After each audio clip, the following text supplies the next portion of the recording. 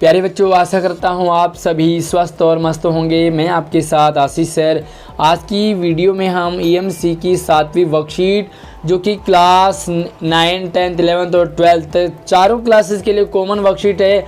आज की हम ईएमसी की 7वीं वर्कशीट को समझेंगे और ईएमसी की वर्कशीट को पढ़ा और पढ़ाया नहीं जाता बल्कि इसे समझा और समझाया जाता है। ये वर्कशीट आपको एकेडमिक भले ही एग्ज़ाम में पास न कराए, लेकिन ये लाइफ के हर एक मोड़ पर आपको पास कराती है।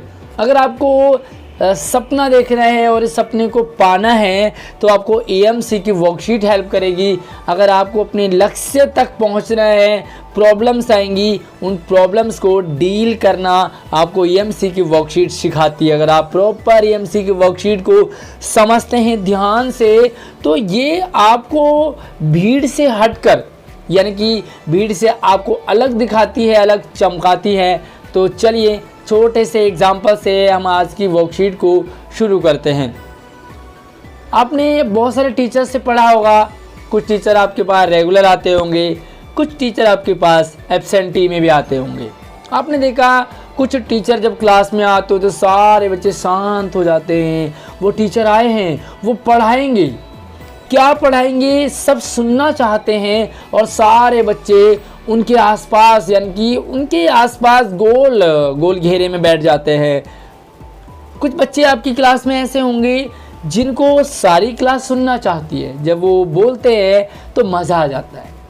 कुछ लोगों को आपने देखा होगा स्टेज में स्पीच देते हैं और स्टेज हैंडल करते हैं, और जब वो बोलते हैं ना माइक में या स्टेज पे, तो सारे बच्चे, सारे लोग उन्हें सुनना चाहते हैं। कुछ लोग आपने ऐसे देखे होंगे, आपके गली में, मोहल्ले में होंगे, जिनके आसपास मतलब लोग इकट्ठा हो जाते हैं उन्हें सुनने के लिए। आखिर क्यों, आखिर क्या है उनके अंदर ऐसा? तो चलिए आज का हमारा थीम है प्रभावी संचार, यानी कि इफेक्टिव कम्युनिकेशन। इसका पार्ट 1 आज की वीडियो में हम समझेंगे।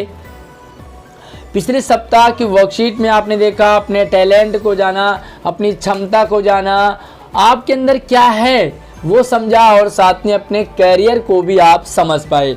लेकिन कैरियर के लिए आपको प्रभावी संचार, यानी कि आप किसी भी फील्ड में जाना चाहेंगे, आपको वहाँ पर प्रभावी संचार यानी कि कम्युनिकेशन की ज़रूरत पड़ेगी। ध्यान से सुनना, किसी भी बात को ध्यान से सुनना और स्पष्ट रूप से बोलना, यानी कि आपको गुड लिसनर बनना पड़ेगा और साथ में गुड स्पीकर भी बनना पड़ेगा। और जिसके अंदर, जिस भी बच्चे के अंदर, जिस भी इंसान के अंदर गुड लिसनिंग और गुड स्पीकिंग की पावर आ जाती है, उसका लाइफ में सेट होना और बहुत आगे तक जाना पॉसिबल रहता है। तो चलिए यहाँ पर हम एक चित्र देखते हैं और चित्र में 4 लोग हैं। मान लीजिए 4 बच्चे हैं, आपकी क्लास के बच्चे हैं। पहले का नाम एक रवि है, दूसरा मिनी है, नरगिस और सर्वजीत। ये क्या बातें कर रहे हैं देखो यहाँ पर। सबसे पहले रवि कहता है कि मेरा जन्म रविवार के दिन हुआ, इसीलिए मेरा नाम रवि रख दिया। दूसरी कहती है कि मेरी बड़ी बहन का नाम टिनी है, तो मेरा नाम मिनी रख दिया। नरगिस कह रही है भाई मेरी दादी को नरगिस के फूल पसंद है, बहुत पसंद है, इसीलिए मेरा नाम नरगिस रख दिया। और सर्वजीत कहते हैं कि मेरे पिताजी के मामा जी की याद में मेरा नाम सर्वजीत रख दिया। यानी कि सारे ये चारों आपस में अपने नाम की कुछ ना कुछ क्वालिटी, कुछ ना कुछ खासियत बता रहे हैं। कुछ नाम आपने देखे होंगे, रमेश, सुरेश, महेश, दिनेश, 4 भाई है, तो इसी तरह से उनके नाम पड़ जाते हैं। तो चलिए यहाँ पर नाम की बात हो रही है और सब अपने अपने नाम के बारे में एक दूसरे को बताते हैं। तो चलिए अब हमारे पास पहला सवाल ईएमसी का यहाँ से स्टार्ट हो जाता है। रवि, मिनी, नरगिस और सर्वजीत एक दूसरे को अपने नाम की कहानी बता रहे हैं। अपने नाम के बारे में आप क्या सोचते हैं? हर किसी का अलग अलग नाम है। ये रवि है, मिनी है, नरगिस है, सर्वजीत है। इसी तरीके से आपके डिफरेंट नाम है। आप अपने नाम के बारे में क्या सोचते हो और अपने नाम से संबंधित कोई चित्र बनाना है आपने, साथ ही उसे चिपकाएं या बनाएं। तो चलिए मैं एग्जांपल आपको अपने नाम से देता हूँ। मान लीजिए मेरा नाम आशीष है, मान क्या लीजिए मेरा नाम ही आशीष है, तो मैं क्या सोचता हूँ अपने बारे में? मुझे लगता है कि मेरा नाम बहुत ही अच्छा नाम है, आशीष यानी कि आशीर्वाद। किसी को मान लीजिए मैं कहता हूँ भाई मेरा नाम पूरा देश लेता है, राष्ट्रगान जब होता है तो मेरा नाम सभी लोग लेते हैं, तो मुझे अच्छा लगता है अपने नाम में। तो चलिए पहले सवाल, कॉपी उठाइए, पेन उठाइए और पहले सवाल को हम सॉल्व करते हैं। चलिए तो यहाँ पर मैंने अपना एग्जाम्पल दिया है, आप अपने नाम के अकॉर्डिंग आपके नाम की जो मीनिंग है, अर्थ है, वो अलग है। तो यहाँ पर दिया है कि आपने अपने नाम के बारे में क्या सोचते हैं। मेरा नाम आशीष है, एग्जाम्पल मेरे नाम का अर्थ है आशीष यानी कि आशीर्वाद, ठीक है। तो यहाँ पे आशीर्वाद है।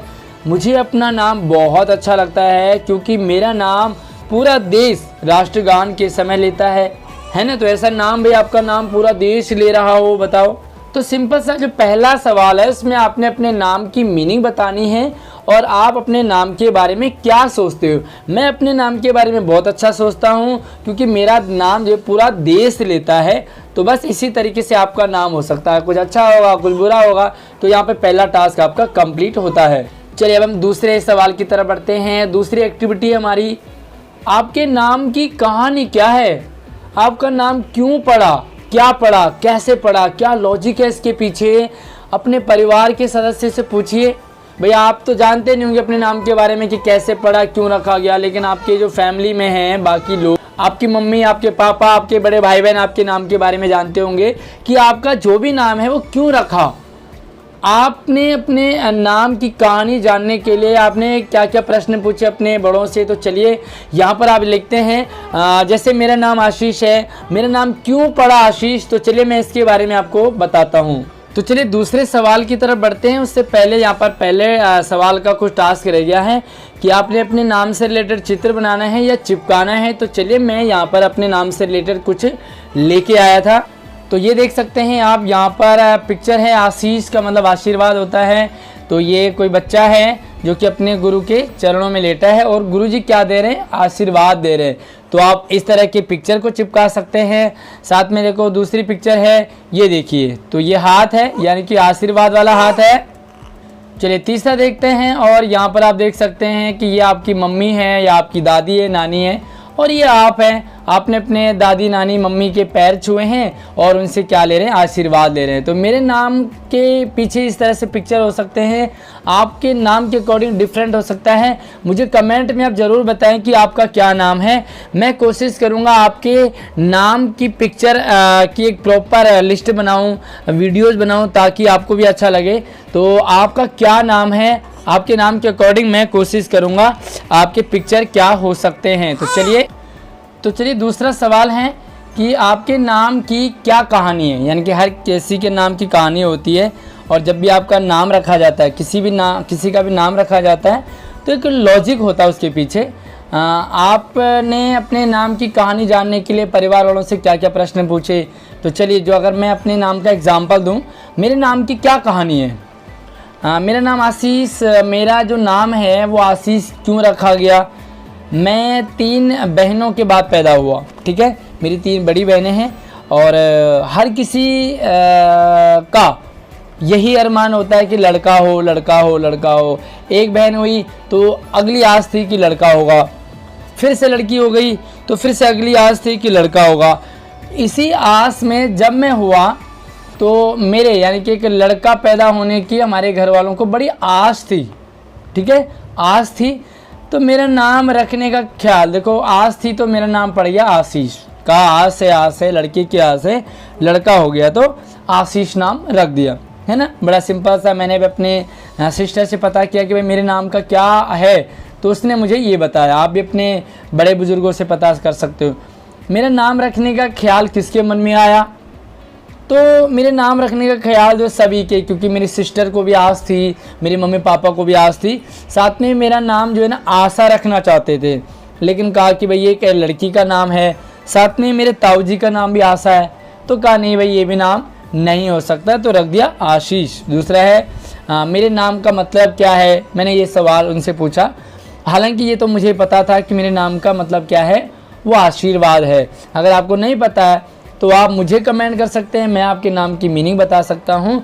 साथ में आप अपने बड़े बुजुर्गों से भी पूछ सकते हैं। तो चलिए तीसरे सवाल की तरफ चलिए। और अगला जो हमारा टास्क है वो है अपने किसी साथी को फ़ोन करके उसे अपने नाम की कहानी बताइए। आपके नाम की क्या कहानी है, जैसे मैंने अपने नाम की कहानी बताई कि भाई मेरा ऐसे ऐसे नाम पड़ा, ऐसे ऐसे नाम पड़ा, तो आप भी अपने दोस्त को अपनी कहानी बताइए और उससे जानिए कि उसका क्या नाम है और आपका ये नाम है तो क्यों पड़ा। चलिए, तो अगला सवाल है।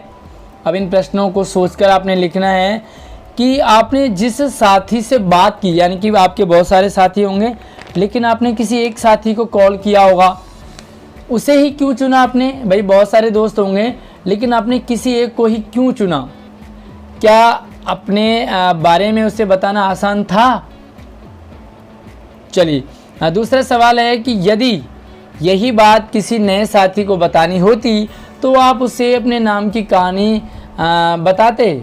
सॉरी, ये रह गया था कि भाई आसान था तो क्यों। और नए साथी को अगर आपको अपनी कहानी बतानी हो नाम की, तो अपने नाम की कहानी बताना मुश्किल होगा या आसान होगा? मुश्किल होगा तो क्यों और आसान होगा तो क्यों? और अगला सवाल है, अपने बारे में बात करना आसान होता पर यदि ईमानदारी से अपनी बात रखी जाए, तो अगर हम अपनी बात को अच्छे से बहुत ही कम शब्दों में रखें या ईमानदारी से रखें, उसमें सच्चाई हो, तो हमारी बात कोई भी सुन सकता है और कोई भी हमारी बात को ध्यान से सुनेगा। क्या आपको लगता है कि यह बात ठीक है? क्यों और कैसे? जब हम अपनी बात को अच्छे तरीके से रखते हैं किसी के पास, तो क्या हमारी बात सुनी जाती है? क्या हमारी कहानी सुनी जाती है? तो चलिए यहाँ पर देखते हैं कि आपने अपनी कहानी को किससे सुनाया। क्या आपकी कहानियाँ सुनने के लिए आपका दोस्त तैयार है? कई बार हम बकवास कर देते हैं अपने दोस्तों के साथ, तो दोस्त क्या कहते हैं, यार तू तो फिर पकाने आ गया, है ना? तो हम किसे चूज़ करें इस एक्टिविटी में या फ़ोन में? तो चलिए मैंने क्या पर आंसर देखते हैं। चलिए, तो फ़ोन करना है आपने और अपने दोस्त को कहानी बतानी है। तीसरा सवाल है, आपने जिस साथी से बात की उसे ही क्यों चुना? क्या अपने बारे में उसे बताना आसान था? क्यों?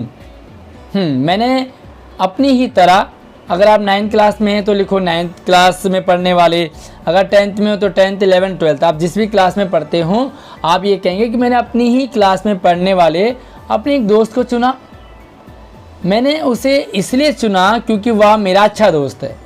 कोई भी आपका दोस्त होगा, हम आपस में एक दूसरे से अच्छे से बात कर लेते हैं, एक दूसरे की सुन भी लेते हैं, आपस में हंसी मजाक भी कर लेते हैं। भाई अगर कुछ फ़नी वाला होगा तो आपके दोस्त आपकी सुन लेंगे और आप अपने दोस्त की सुन लोगे।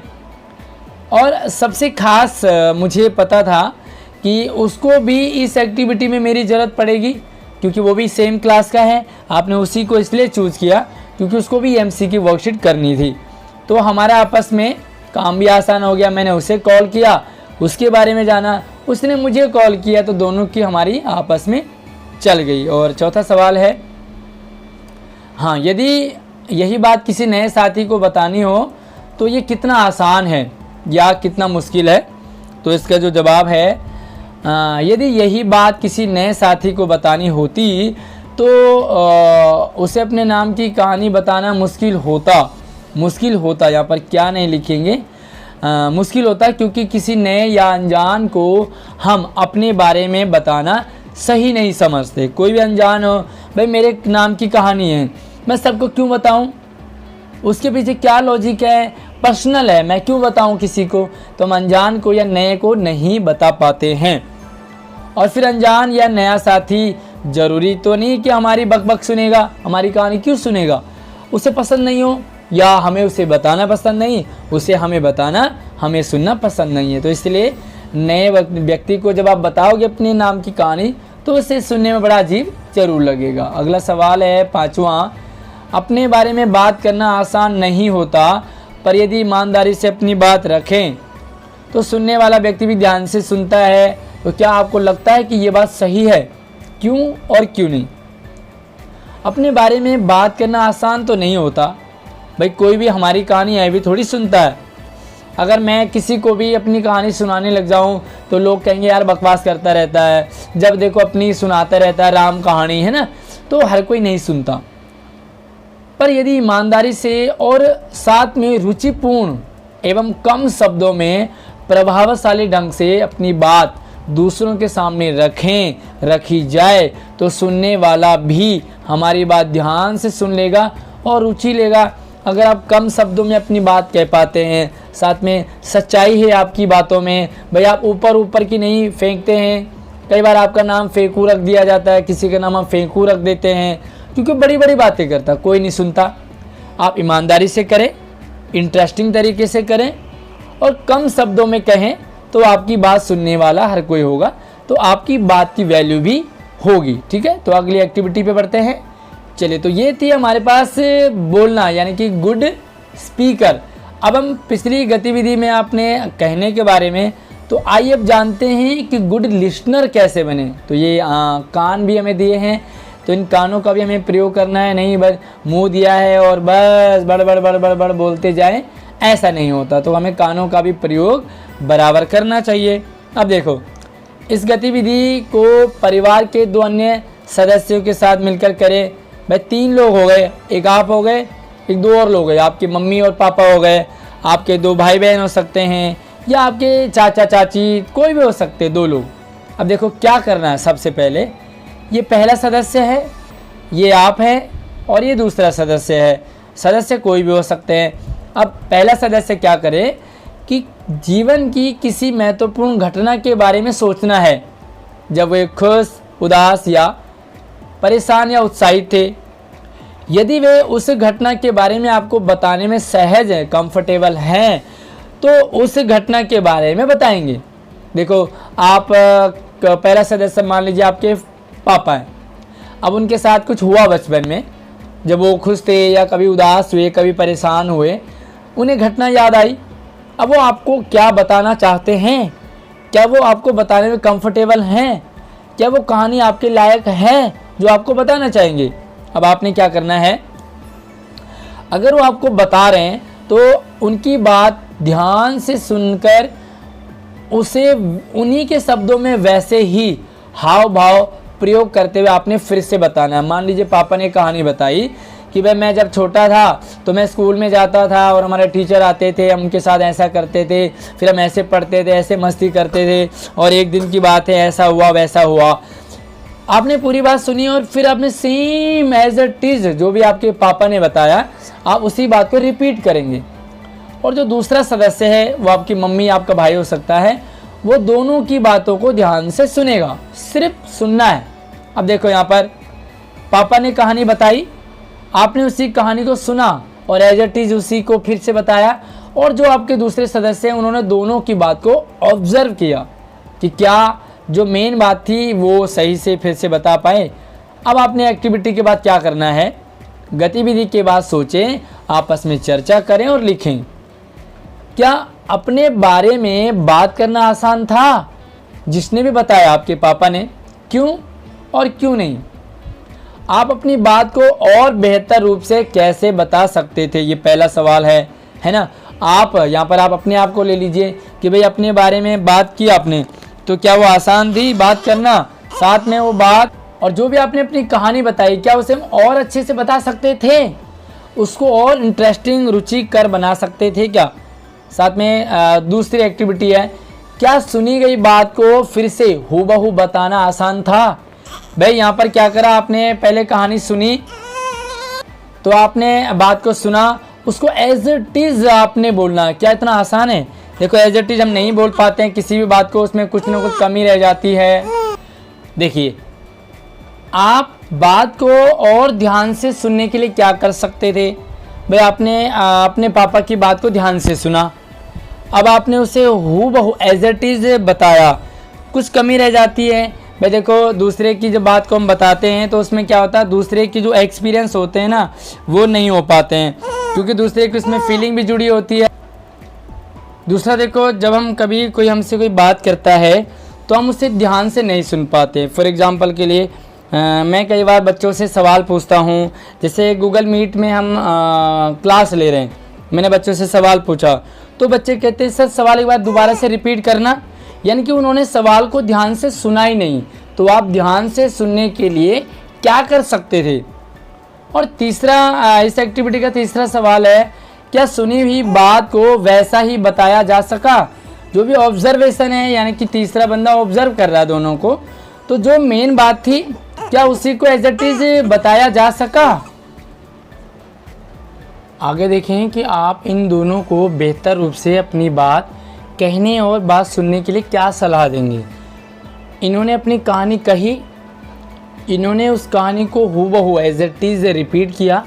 तो ये जो लिसनर थे, ये जो ऑब्जर्वर थे सॉरी, इन्होंने ऑब्जर्व किया और दोनों को सलाह देंगे कि आप अच्छे से कैसे अपनी कहानी को बता सकते थे और आप कैसे उस कहानी को सुन कर के रिपीट कर सकते थे। तो चलिए इनके आंसर देख लेते हैं कि इनके आंसर आपको क्या करने हैं। तो चलिए छठा सवाल है, क्या अपने बारे में बात करना आसान था, क्यों या क्यों नहीं। अपनी बात को और अच्छे तरीके से कैसे बता सकते थे। जो भी पहले बंदे थे वो अपनी बात को और अच्छे से कैसे बता सकते थे अपनी कहानी को। नहीं, अपने बारे में बात करना आसान नहीं होता। हम अपने बारे में और मतलब क्लियरली बात नहीं कर पाते, हम अपने आप को समझ ही नहीं पाते कई बार, क्योंकि ये हमारी अपनी व्यक्तिगत कहानी होती है और हम अपने बारे में हर किसी से कहने में सहज महसूस नहीं कर पाते। कई बार भाई पापा हैं लेकिन अपने बच्चे को वो बात बताना चाहते हैं या नहीं चाहते हैं, तो यहाँ पर हर कोई कंफर्टेबल फील नहीं करता। और साथ ही हर कोई हमारे बारे में सुनना पसंद करे, ये भी ज़रूरी नहीं है कि हम अपने बच्चे को कहानी बता रहे हैं, सपोज़ करो उसे हमारी कहानी में इंटरेस्ट ना आए, है ना, लेकिन हम अपनी बात बेहतर तरीके से प्रभावशाली ढंग से सरल और संक्षिप्त रूप से बताएं तो हर कोई हमें सुनना पसंद करेगा, हमारे बारे में जानना भी पसंद करेगा।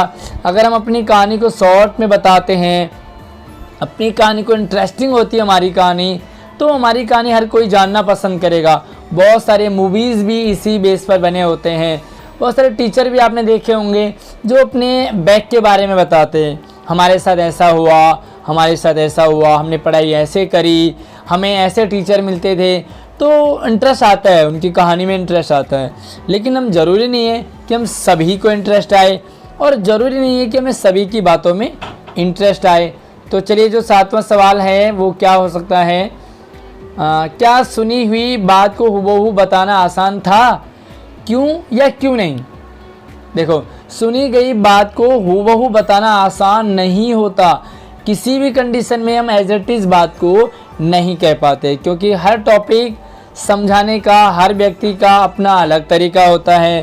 भाई पापा ने उसी बात को बताया, लेकिन बेटा तो उसी बात को नहीं बता पाता, ये बेटी उस बात को उसी तरीके से नहीं बता पाएगी। और फिर दूसरों की भावनाओं को समझना इतना आसान भी नहीं होता। भाई पापा अपनी स्टोरी बता रहे थे, उस कंडीशन दूसरी थी, लेकिन जब हम उसी कहानी को रिपीट करें तो हमारे साथ तो कंडीशन वो नहीं है। पापा ने कभी भूत देखा, पापा भूतों की कहानी बता रहे हैं, हमें सुनने में बड़ा आनंद आ रहा हो, लेकिन जब हम उसी कहानी को हम बताएंगे तो ज़रूरी नहीं है कि हम भूतों की उसी कहानी को एज इट इज़ बता पाएँ, क्योंकि पापा ने भूत को देखा बट हमने तो नहीं देखा। तो एज इट इज़ कहानी को बताना बड़ा मुश्किल होता है। और अगला जो सवाल है, बात को और ध्यान से सुनने के लिए क्या कर सकते हैं। बात को ध्यान से सुनने के लिए सबसे ज़्यादा ज़रूरी है बातों में रुचि लेना। सॉरी, ये दो बार हो गया, से एक ही बार लिखेंगे। साथ ही सुनते समय और किसी काम में न बटना। अक्सर क्या होता है, हम देख रहे होते हैं कि भाई आपस में बातें होती है परिवार में, लेकिन दूसरा बंदा फ़ोन में लगा हुआ। अब फ़ोन में लगा हुआ है तो उसे सारी बातें समझ नहीं आएगी। वो बाद में कहेगा अच्छा दोबारा बताना क्या कहा तूने, समझ नहीं आया। समझ कैसे आएगा जब हमारा एक ही टाइम में हम सुन भी रहे हैं और मोबाइल में भी लगे। एक समय एक ही काम करने में ध्यान हो तो बात अच्छे से सुनी और समझी जा सकती है। कई बार बच्चों के साथ भी होता है, बच्चे क्लास में होते हैं, टीचर उन्हें समझा रहा है लेकिन वो क्लास में नहीं होते, खो जाते हैं। एक छोटी सी कहानी है, एक बार क्या होता है, गांव में पढ़ाई होती है। एक मतलब टीचर, मैथ के टीचर होते हैं, वो क्या करते हैं, मैथ का कोई सवाल समझा रहे थे ब्लैक बोर्ड पे। सारे बच्चे सुन रहे थे, लेकिन पीछे बैठा हुआ एक बच्चा दूर खेत में देख रहा था। खेत में क्या देखता है, चूहा बिल में घुसता है और फिर बाहर आता है, फिर खेलता है, फिर बिल में घुस जाता है। टीचर यहाँ पढ़ाए जा रहे हैं, लेकिन पीछे वाले बच्चे का ध्यान टीचर की बात में नहीं है, बल्कि वो चूहे को देख रहा। वो चूहा बिल के बाहर आता, बिल में अंदर घुसता, बिल के बाहर आता, बिल के अंदर घुसता। इतनी देर में टीचर ने सवाल पूछा सभी को कि भाई मन में घुसा। उनका कहना था कि सवाल आपको समझ आया? उन्होंने कहा घुसा। तो पीछे बेंच में जो बैठा हुआ बच्चा था उसने कहा सर घुसा लेकिन पूंछ बाहर रह गई। सारे बच्चे हंसने लगे, ये पूंछ कौन सी बाहर रह गई? एक्चुअली वो चूहा अंदर गया था, लेकिन इतनी देर में चूहा तो अंदर गया लेकिन पूंछ बाहर रह गई। तो हमें क्या करना चाहिए, जब भी हम किसी की बात को सुने ध्यान से सुने, हमारा एक ही काम में फोकस हो। ऐसा ना हो टीचर पढ़ाएं और आप घर में आपका ध्यान जो मैगी पे चला जाए, घर में क्या हो रहा होगा। तो चलिए अगला सवाल है, क्या सुनी हुई बात को वैसे ही बताया जा सका है? ऑब्जर्वर क्या अपने ओपिनियन देगा? आप इन दोनों को बेहतर रूप से अपनी बात कहने और बात को सुनने के लिए क्या सलाह देंगे? अच्छी तरीके से और अच्छे तरीके से बात कैसे कही जा सकती थी कहानी को, और उसको रिपीट अच्छे से कैसे किया जा सकता था? नहीं, सुनी हुई बात को हूबहू नहीं बताया जा सका। बात कहने वाले को मेरी सलाह रहेगी कि बातों में रुचि लाने के लिए कम शब्दों में बात रखनी चाहिए। भाई कम से कम शब्द बताएं तो सुनने वाला भी इंटरेस्ट लेगा। साथ ही बात कहना चाह रहे हों उसका पूरा ज्ञान भी होना चाहिए। हम क्या कहानी बता रहे हैं, हम क्या पढ़ा रहे हैं। सारे टीचर एक जैसे नहीं होते। कुछ टीचर पढ़ाते तो हैं, उन्हें बहुत नॉलेज है, लेकिन वो दे नहीं पाते। तो सारी चीज़ें होनी चाहिए। साथ ही सुनने वाले को सलाह रहेगी कि पूरा ध्यान बात बताने वाले की बातों पे हो, और साथ में प्रतिक्रिया के साथ सुननी चाहिए। भाई रिस्पॉन्स भी आप करें, यस सर, जी सर, हाँ जी सर, ओके ठीक है, समझ आया, नहीं आया। जब इस तरीके से बातें होती हैं तो पढ़ाने वाले को भी लगता है कि मेरी बात में इंटरेस्ट ले रहा, तो वो और अच्छे तरीके से पढ़ाता है। और परिस्थिति में खुद को रखकर बातों को समझे। भाई अगर स्टोरी बताई, मैंने एक भूत देखा, वो मेरे पीछे पीछे आया, तो आप वहाँ उनकी जगह जाइए कि आप ये कहानी बता रहे हो और आपके साथ भूत आया हो, आपके पीछे पीछे भूत जा रहा हो, तो कैसे होगा?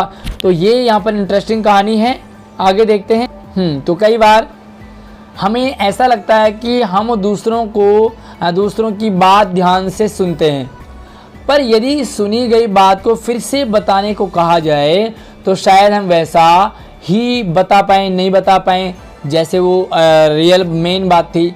इसके कई कारण हो सकते हैं, जैसे हमारा ध्यान कहीं और होना, या बोलने वाले की बात काट कर अपनी बात कहने की जल्दी होना। कई बार टीचर आपको समझाया नहीं पूरा कि हम अपना सवाल पूछने लग जाते हैं। टीचर कहता भैया पहले बताने तो दो, समझाने तो दो, उसके बाद सवाल पूछ लेना। इसलिए बातचीत के समय पूरा ध्यान वहीं होना ज़रूरी है। यदि कोई हमारी बात सुनते हुए ऐसा करे तो अपनी बात ठीक से बता भी नहीं पाते। कई लोग रहते हैं जो अपनी बात को पूरी अच्छी तरीके से बता भी नहीं पाते। अपनी बात किसी को बताते हुए भी हमारा पूरा ध्यान बातचीत में होना चाहिए। जब भी आप स्टोरी कुछ बता रहे हो तो आपका पूरा फोकस होना चाहिए। किसी से बात करते हुए आप सुनने और कहने में किन बातों का ध्यान रखेंगे? ध्यान से सुनेंगे, बातों को ध्यान से कहेंगे, इंटरेस्टिंग होनी चाहिए, रुचि होनी चाहिए।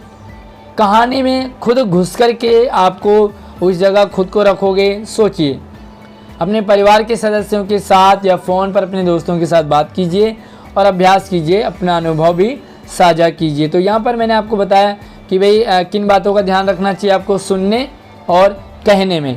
तो सुनने में मैं ध्यान से सुनना है, एक ही बात पे फोकस हो, दूसरी जगह मन डाइवर्ट ना हो, फ़ोन वगैरह ना चलाएं, तो आप अच्छे तरीके से सुन पाओगे।